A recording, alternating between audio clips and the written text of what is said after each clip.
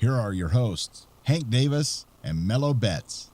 Hello, everyone, and welcome to another edition of the NFL Fan Podcast. It's Mello's NFL Weekly. I'm your host, former professional athlete Hank Davis, and joining me on the line, he's our resident professor of sports and the gambling guru himself. He's Mello Betts. How are you, buddy? I'm just fine. Disgruntled Gamblers Anonymous. Nice. Until Thursday night game didn't go my way. Well, let's get that right out of the way. It was the Chargers laying 7.5 at home to the Kansas City. We actually are going to call them the Chefs this week because they created every possible error you could, didn't they? That's just ridiculous. What the product they're putting out there is ridiculous. I think it was the tuck rule. The we seen fumbles, interceptions, safeties. We seen pretty much everything you could see. It was terrible football. So I got that right. You got that wrong, unfortunately. But I didn't even want to pick. To tell you the honest truth, I don't. Both teams. I didn't want to even pick that game. I remember telling you the spread and going, "Hey, you got to pick between this and that," and you're like, "Yikes." Which would you rather have, a catheter stuck up your arm? I'm kidding, people. Merely jokes. Mello, are you ready to just dive right into the news? Like a expert swimmer, sure. Michael Phelps. It's time for the news, a roundup of all the biggest headlines. The Olympic Stadium is in need of a tenant, and London Mayor Boris Johnson thinks the NFL could be the right match. Just a few days after the NFL's sixth regular season game at Wembley Stadium, Johnson said he has spoken with the league about playing more games in the British capital. Sunday's game at Wembley in front of over 80,000 fans further cements London's reputation as the natural home of American football outside of the United States, the mayor's office said in a statement. Mello, 80,000 people watched the Patriots just beat up on the Rams. And should we just send them all our crappiest teams? Why not? It's a good place for them. We could get rid of Jacksonville, the Chiefs, yes, the Browns. We could just, in a package deal, be like, here you go. You want these teams? You want football? You love football so much. Here's their home. Oh, my goodness. We want nothing in return. We just give you them. We want a few soccer players. We're purging the league. Maybe that's it. Oh, my goodness. Any thoughts on this football abroad? I just don't understand what the obsession is with trying to have our football over there where they have football. I just don't get it. I know it's a money grab is all it really is, but I just don't know what the obsession about trying to have football over there, the travel. I know darn well the teams aren't going to say it, but I've heard more than enough of the players say they don't really care for the long trip and all of that. And then I think that it would be a hard sell if you told me 80,000 fans are going to come out every week. No way. I don't think so. I don't think so. A stretch there. Yeah, I think it's because it only happens so rare. You know, it's such a rare occurrence. I think that's why you're getting these huge crowds to get out there. Yeah, I think you're exactly right on that. I don't know that, once they get a steady dose of Kansas City or Cleveland or Jacksonville, I don't know that you're going to have 80,000 turning out each week to see the inevitable. They're going to get pounded again. Yeah, and then the suicide rate always goes up after you get one of those teams. If there is anyone who can relate to the struggles Michael Vick is going through and the pressure that he's in while playing for the Eagles, it's Donovan McNabb. During an appearance on NFL AM, McNabb defended Vick in the wake of reports that he could be benched. Maybe the offensive line needs to be benched. Oh. There's other people that need to be in this situation besides Michael Vick. Now, Mello, this statement seems true enough, but should Donovan be speaking out like this? Why not? He's not in the business anymore, and that's what the old guys seem to do, isn't it? Give their opinion on matters that don't concern them. Yes. That is what they do. And McNabb, could it just be sour grapes? Oh, easily. He knows. But he's right, though. If you watch the film, this dude's running for his life. That offensive line is horrible. Yeah, you get, about a half a second to make up your mind on where that ball's going? And whether you want to live or die. Hi, I just said hi. How could you already be back here? It's amazing. The Pittsburgh Steelers will fly to New Jersey only hours before playing the Giants on Sunday because of a travel disruption caused by Hurricane Sandy. The Steelers hotel in New Jersey City still doesn't have power since the superstorm hit the East Coast, and the team can't find another hotel to accommodate the organization in the area. So this seems ridiculous to me. You're going to make them fly in and play the same day? Yep. That just seems like a tall task for any team to undertake, Mello. It's around an hour, maybe just over an hour flight. But still, you shouldn't be traveling at all the day that you're going to play. This is a veteran professional team there. They're going to just come in and handle their business. Yeah, get blown out. They're going to get beat. I think that's terrible that the league wouldn't even consider. It was a hurricane, for goodness sakes. Why don't you consider, let's do something different? How about you be the away team, they be the home team, Hey, why not? Romeo Crennel explained why the Kansas City Chiefs are so bad this year. Whoa, just that like an hour conference on that or what? No, this is actually a joke. So when he was asked Sunday after their loss to Oakland why running back Jamal Charles only got 5 carries, the Chiefs head coach seemed perplexed.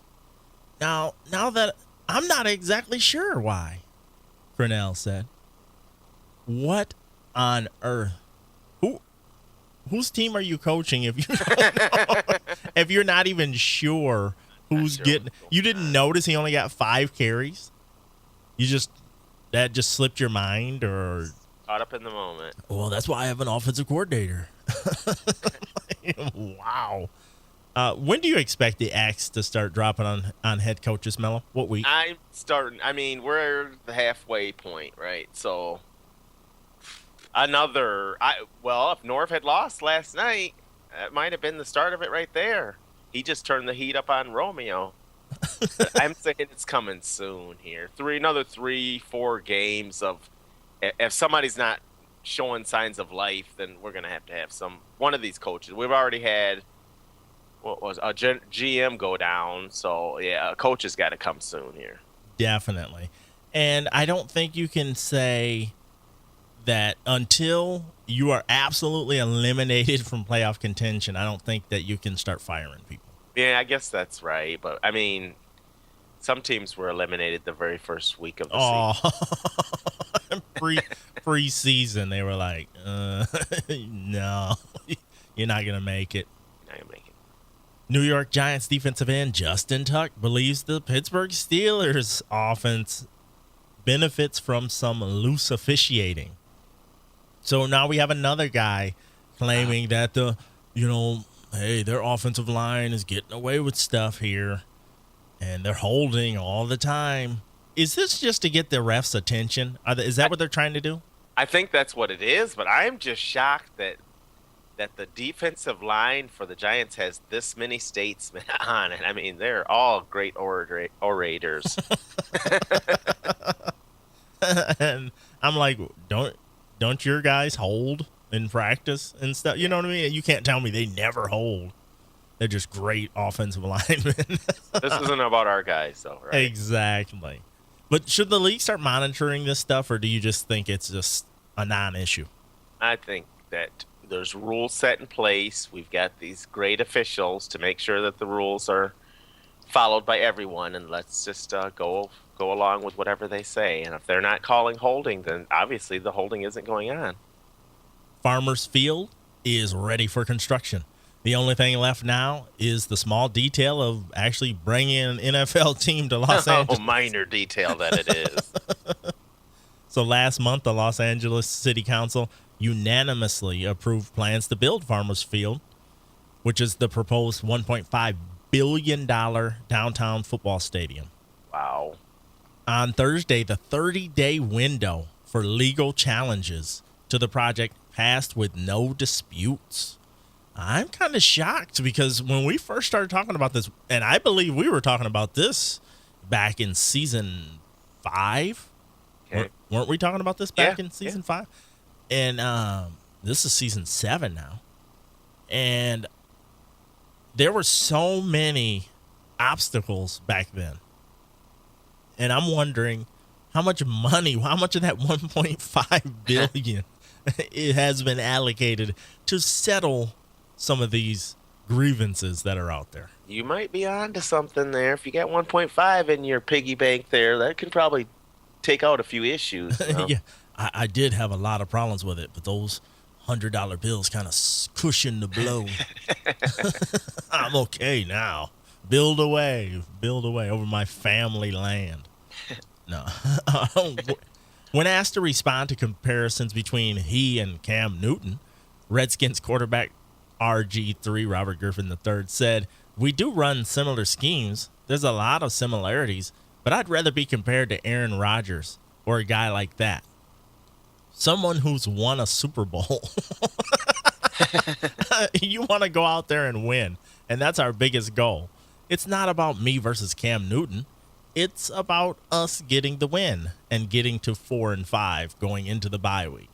Mello, is this kind of a slap in the face to Cam Newton, or is this just RG3 saying, hey, don't just compare us to one another since we're both African Americans? Yeah. I think that's what it is, too, is you need to be looking at me as a quarterback, not as you're in the group of black quarterbacks. I would take a little bit of offense to that and stuff because they're not the same exact kind of quarterback here. This guy's one of them can he's pretty efficient passer. Yeah, one of them can complete passes, and the other one, no. The other one's just good at video games, golf karting, and all that stuff we talked about a couple weeks ago. But I don't blame him because at the end of the day, don't you want to be compared to somebody who has done something? Yeah, not the guy that came in a year before. I don't get that. Compare me to a one-hit wonder. Cowboys still say that they want to keep quarterback Tony Romo in Dallas for the rest of his career. What is wrong with that organization? He's the man. Just give him some more weapons. Give him more time and more weapons? Yeah. Okay. He needs another 5 receivers, 2 more running backs, and 6 more linemen, and he'll be set. Will there ever come a time where they will admit that maybe he's just not the right fit there? It seems like that's what it's coming to, but I just don't know how or when they really, finally fall on their sword there. Because he has made some of the most curious decisions I've seen in a quarterback, and he gets a pass. There are certain quarterbacks that just get this free pass when they screw up. And then there's other quarterbacks, man, you start fumbling or losing the ball or bonehead decisions at the end of the game, you get branded and you're out of the league. What if him and Sanchez switched teams? Would Sanchez have an easier life in Tony's world down there? And Tony have a terrible life with Mark's deal there in New York? That is a good question. I think it would be complete reversal. I think, Jerry Jones, having as much weight as he has, is able to convince people, intelligent people that, no, you're not actually seeing what you're seeing. That's not what you're seeing. I don't know what you think you're seeing. That's not it. I'll tell you what you're seeing. Mello, you ready for That's Not Football? Oh, always. That's not football. As TMZ is reporting, Tim Tebow, the most famous, theoretically the most famous quarterback in the world, now has a girlfriend. And they said that we will note in the strongest possible terms that this is unconfirmed. But, according to TMZ, Tim and Camila Bell showed up at a Latitude 30. I guess it's some kind of club or party facility in Jacksonville, Florida. And they bowled and partied together. And they were pretty touchy-feely, holding hands and touching each other throughout the night. Mello, so our little perfect boy, he might like girls. But that's not football.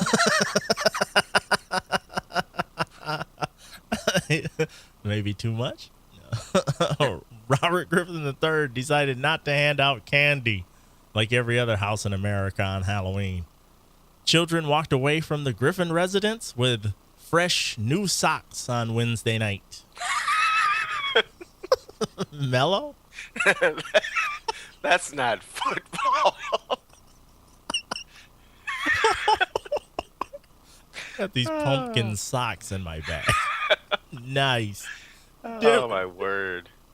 Denver Broncos receiver Demaryius Thomas dressed up as a replacement ref for Halloween.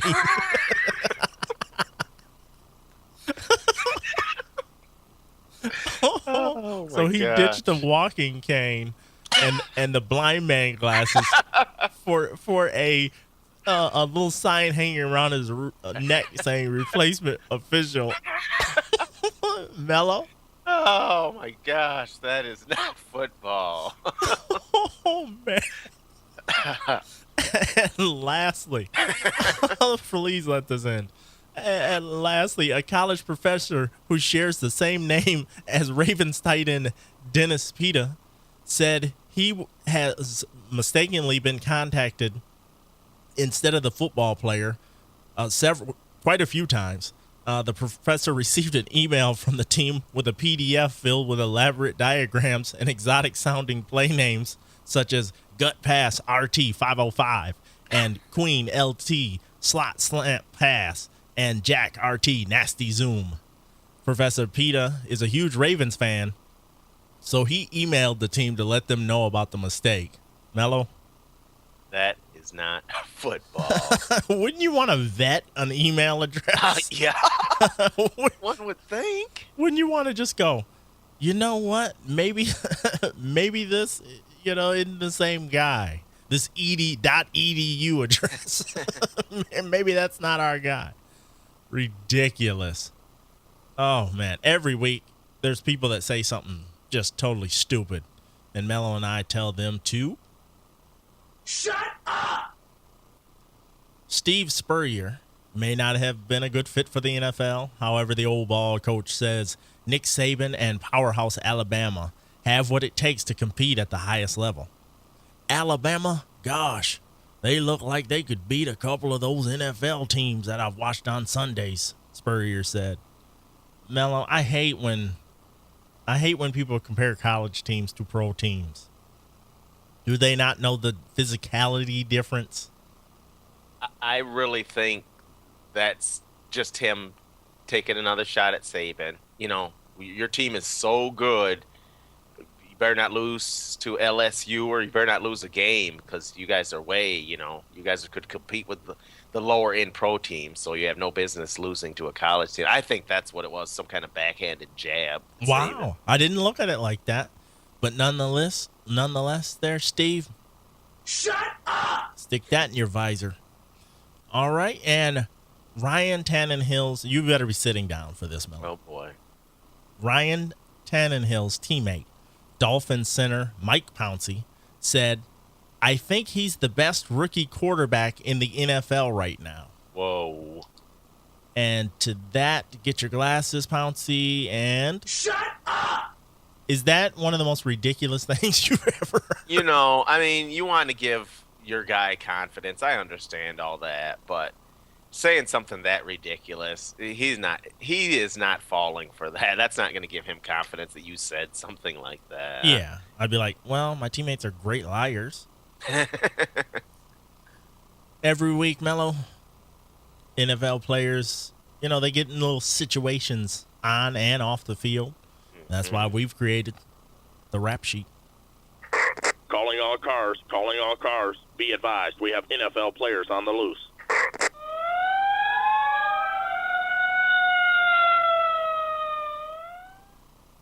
Dallas Cowboys offensive tackle Tyron Smith has struggled with money since he signed a 4-year, $12.5 million contract when he was drafted in 2011. However, his troubles have not been the same as many of the young professional athletes who fail to manage their money properly. Instead, Smith has had to deal with being harassed by his family members who want money. According to the Dallas Morning News, Smith called 911 on Tuesday after several of his 5 siblings showed up at his house to harass and torment him in the pursuit of collecting financial gain. Now that isn't even the... Here's the capper. Smith filed a protective order against his mother and stepfather over the summer because of a similar issue, Mello. Oh, my gosh. Are they as big as him? Because he's a big boy. He's a very large man, but he sounds very smart to get police involved instead of putting your hands physically on somebody. Yep. Very smart man. Mm-hmm. What a sad situation, though. The charges Des Bryant faced earlier this year for domestic violence have not been dropped, the Dallas County District Attorney said Wednesday. Craig Watkins, the Dallas County DA, said that his office was still deciding the proper way to proceed with the charges against Bryant. Remember, Bryant was arrested in July on domestic violence charges after reportedly pushing his own mother. And lastly, Redskins cornerback D'Angelo Hall is not facing a suspension at this point, according to a source with knowledge of the situation, but a hefty fine and a warning are expected. I think he should get suspended. Did you see that? Yes. I think that's ridiculous. I think, to be honest with you, I think this source is not correct. I don't think this one's going to be correct. I don't think you can have players acting like that to officials. You're asking for trouble if you let this slide. Yeah, definitely. I think at least a 1 game and probably some high 5 or low 6 figures. But that's going to do it. As you can hear, crickets chirping. That's going to do it for the rap sheet. Audio listeners, you all know that you'll get the full rap sheet when it's released later in the day.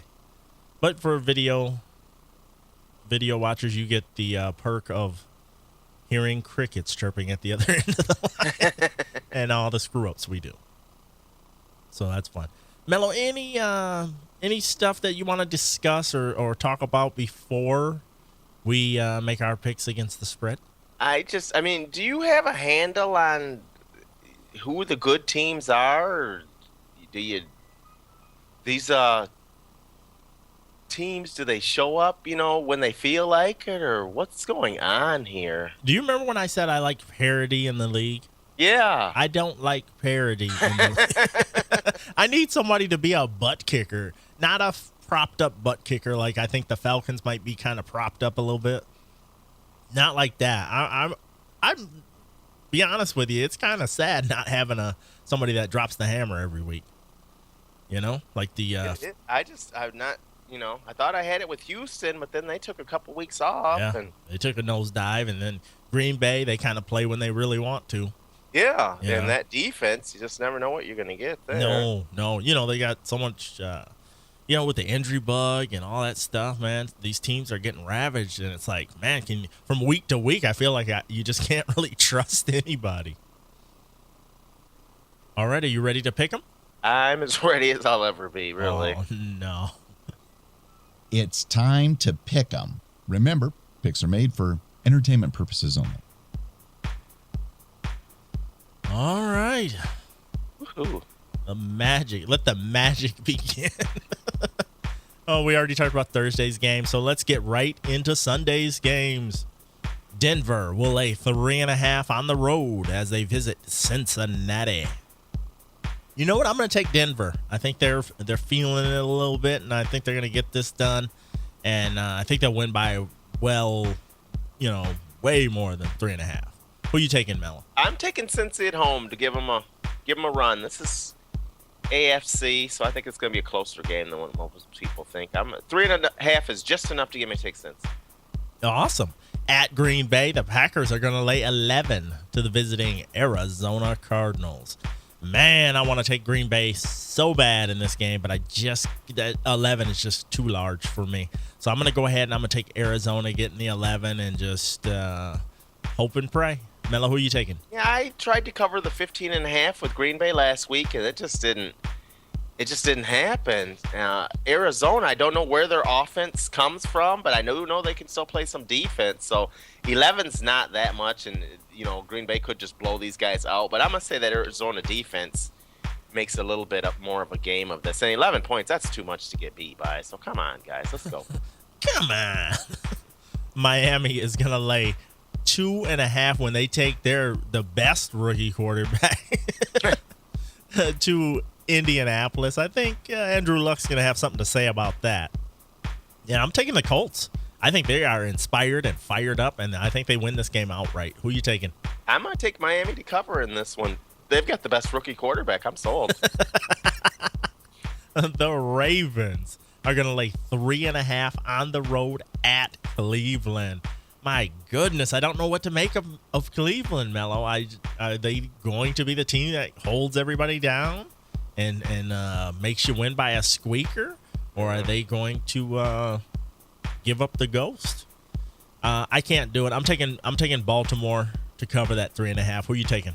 I got Cleveland at home in this one. I think Baltimore, with the injuries on defense and letting people run the ball on them, I think the game plan is going to be pretty simple for Cleveland. Give them a steady dose of Trent Richardson. Nice. At Houston, the Texans, they will slather the field up with barbecue sauce and lay 10 points to the Buffalo Bills. Oh, my goodness, Buffalo. Where for art thou, Buffalo? I'm taking Houston to cover the double digits. I have zero faith in Buffalo on the road or at home. So give me Houston. Who are you taking? Yeah, I got Houston. I just zero faith in Buffalo as well. I think they get run right out of the gym in this one. They get run right off the baby back ribs. Ooh. At Washington, the Redskins are going to lay 3 and a pair of socks as well to the Carolina Panthers. You know what? I think this will actually be a really good game. This would be a game I actually want to watch. And I'm hoping that those comments, even though it was, there was no malice meant in those comments by RG3, I'm hoping Cam Newton uses this as some inspiration to do something, to say, oh, don't you want to be compared to me? Watch me throw for 400 yards. So I'm going to take Carolina on a flyer, and I hope that they're motivated and they win this game. Who are you taking? I just keep sticking with Washington, even though they've let me down the last couple of weeks. I'm going to take them again. All right, Detroit, the Lions. They're going to lay 4 points on the road against Jacksonville. Jacksonville put a scare into somebody last week, didn't they? Yeah, Green Bay. I'm sorry. Oh, my goodness. But I think Detroit, this is a style and matchup affair, and I think Detroit will win this game by more than 4 points. Because the couple things that Jacksonville can do, Detroit will stuff. And the passing game of Jacksonville sucks, and that plays well to Detroit because their secondary sucks. So Detroit will stop that run and they'll win this game. Who are you taking? I got Detroit in a blowout on this one. I have zero belief that Jacksonville's going to show up and fight 2 weeks in a row. Chicago, the Bears. They're going to lay 3.5 on the road at Tennessee. And this one's got a peculiar feel to it, Mello. This has got the old trap feeling, coming along with it. So I'm going to take Tennessee. I think they're going to trick and trap them, and I think they're going to pull out all the stops like they did against the Lions. And I think they're going to be able to do just enough to stay within inside that hook. Who are you taking? I like Chicago's defense in this one, so I'm going to take Chicago to cover by a hair. At Seattle, the Seahawks are going to lay 4.5 to the visiting Minnesota Vikings. Now, this one has the potential to be a nice game. We'll see if Seattle can do anything to slow down Minnesota's potent running attack.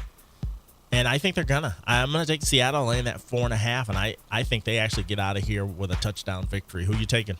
Well, Ponder has not been that good these last few weeks. I'm going to say he bounces back in this one. I like Minnesota getting the points by a little bit here. At Oakland, the Raiders are going to lay 1.5 to the visiting Tampa Bay Buccaneers. I've kind of been hemming and hawing on this game, to be honest with you. I am going to buck the homerism, and I'm going to take Tampa Bay getting the 1.5. This should be a down to the wire. So who are you taking? I got Oakland in this one. They're on a little bit of a roll, aren't they? So I'm going to stick with them. Yeah, it's called a tumble because they're going downhill. All right, at the New York Football Giants, they're going to lay 3 points to the airborne Pittsburgh Steelers. Hey, fly in, fly out. It's as simple as that. How much for 53 round-trip tickets? I'm taking the Giants, and I think they're going to win this one.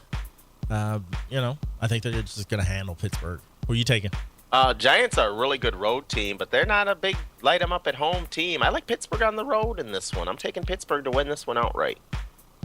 At Atlanta, the Falcons are going to lay 4 to the Dallas Cowboys. Can the Dallas Cowboys, can they put the champagne in the hands of the 72 Dolphins? Can they bring it out like that? I don't know. I'm taking Atlanta because where there's a will, there's a way for Dallas to screw it up. Who are you taking?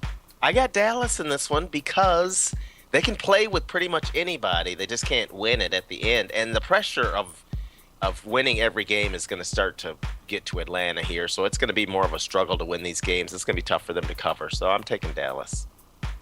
And then the Monday night game is at New Orleans. They're going to lay 3 points to the Philadelphia Eagles. You know what? If the Eagles don't get this game, they're not going to get many more after this. They have to win this game. And I think they will win this game outright. Mello, who you taking? This New Orleans Saints defense is just non-existent. I think this is a shootout, really. I don't think there's going to be a lot of defense played on either side of the ball, so I would just take the team getting the points, in this case being Philadelphia. And they're calling this the Desperation Bowl, by the way, too. Nice.